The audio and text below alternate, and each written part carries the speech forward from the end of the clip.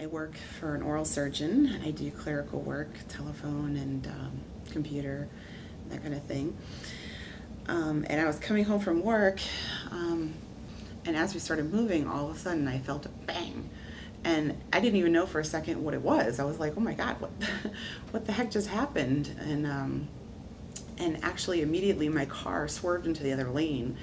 I'm not sure why that happened, if it was the angle that I was hit at, but there was nobody there. How there was nobody there, I don't know. That's something I'll always be thankful for because there was a lot of traffic. So I ended up going over we were in the left lane, and I ended up going over to the right lane to stop. And he was still on the left side of the highway. So immediately I called 911, and they came out, of course. And I just stayed in my car because there was so much traffic that there was no way I was going to open my door. Now I'm on the right side of the highway, and I was just like, I was still in shock. I couldn't even believe that I was hit, and it was pretty scary. So they asked me when they got there if I had any discomfort. The emergency room, believe it or not, didn't take too long, but there was nothing really they could do other than take an x-ray. And unless you have a fracture, like you broke your neck, they're not going to see anything at that point. So they basically just send you home and say, okay, take muscle relaxers or take Advil. So my initial step was rest. A friend referred me to attorney Shapiro, and the attorney met me in some office downtown New Britain, and it wasn't even really an office. It was like this office building. And I didn't remember seeing like a sign for him or anything. And I'm standing there in the hallway, like the door is locked, and I'm like, what the heck? And so then finally the guy walks in, and he apologizes for being a few minutes late or whatever. And he basically just starts handing me all these papers to sign. And I'm looking at the papers, and they looked so unprofessional. They were just copies of photocopies. And I'm thinking, an attorney really shouldn't be representing themselves this poorly with this kind of sloppy paperwork. It just didn't look professional to me, and I am a professional. And when I had the problems with the rental company paying for the insurance, I had called him and asked if he could help me, and he said no.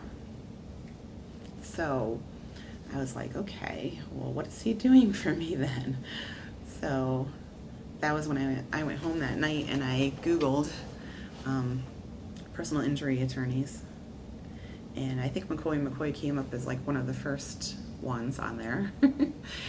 So I read on their website, I viewed some of the testimonials. They looked very professional. Their website was very professional.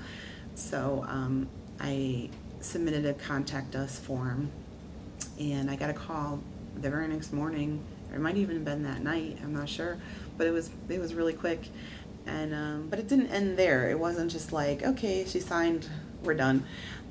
I was calling the office almost probably at a weekly basis, and right away they helped me with the insurance issue, getting that paid. So I knew I was in good hands, definitely. Jessica at Attorney McCoy's office, she told me that this definitely did not sound right, that she thought the insurance company should definitely be covering this. She said, I'm going to make a phone call to them right now. And she said, I will send a complaint to the insurance department if they don't, cover this. So she made that phone call. I'm not even sure if she had to file the complaint or not. I had the check in the mail within like 5 days from the insurance company. So I knew at that point I was definitely in good hands, because I knew from the other attorney that, him not wanting to help me, that this wasn't really something that I felt that the attorney's office had to do. It wasn't necessarily what I hired them for, but it was kind of part of the accident. So it was nice that they were definitely willing to help with that, and they weren't just going to turn the shoulder, well, that has nothing to do with your injury, so we're not going to help you. So I felt definitely I was in good hands. There actually was one point that I called Attorney McCoy after they had made the first offer, and after we'd had the deposition and all that, and I was basically in tears, and I was just like, I think I want to take their offer because I just don't want to do this anymore. And he was like, oh my God, I could tell he was like, no. And and Pat, the paralegal, I think she was like, no, you're crazy. Because it really wouldn't have been worth the wait. And I'm glad that Attorney McCoy, you know, he reassured me. And he said to me, you know, if you're going to worry, because I was worried that if I didn't take the offer, it would be off the table and that would be it. But he was like, I've never seen that happen. It just doesn't happen that way. Unless barring something, you know, totally bizarre happens. And I'm like, well, what would those things be? And he's like, well, if you're worried about that, then you might be worried about if a bus is going to hit you every day. And I'm like, but I kind of am that person. I got excited a couple times because Attorney McCoy came out and he said, you know, I think that they're going to go up and I think, you know, they're at this number. And I'm thinking, okay, I could do that, you know, and I'm doing the math and I'm figuring it all out. And I'm sitting there like, I could be going home tonight and celebrating with my husband. And then he was back in again with the mediator and the other attorneys. And then he came out at the end and he's like, they're just not going to budge. He's like, I think we should walk away. He's like, are you okay with that? And I'm like, yeah, I guess so. And he's like, you don't seem too happy about it. And I'm like, I'm not, but I trust you and I know that you know what you're doing. And you know, so I knew that Attorney McCoy was right about walking away. But I went home and I was a little down because I was like, oh, now I gotta wait again, and I'm just tired of this. I want this to be over.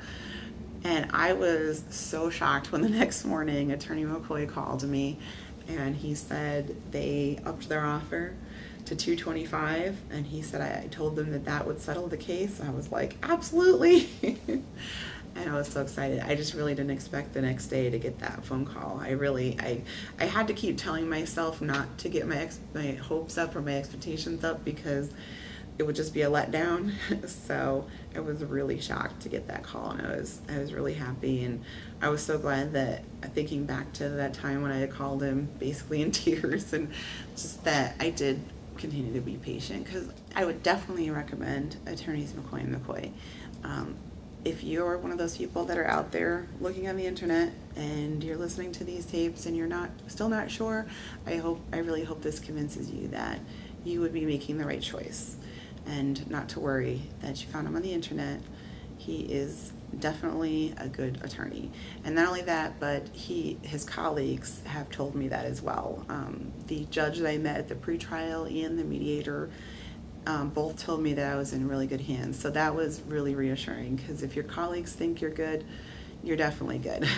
So, and not only the attorney was good, but the office was great.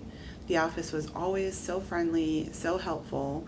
They never ever left me hanging. If I called for any reason, I always got a response. I couldn't have asked for any easier office to deal with, really. And in the beginning too, when I was calling Jess all the time and telling her about my problems, and she was always so empathetic and always would listen, and you know, definitely Attorneys McCoy and McCoy, they care about their clients, so that's really important.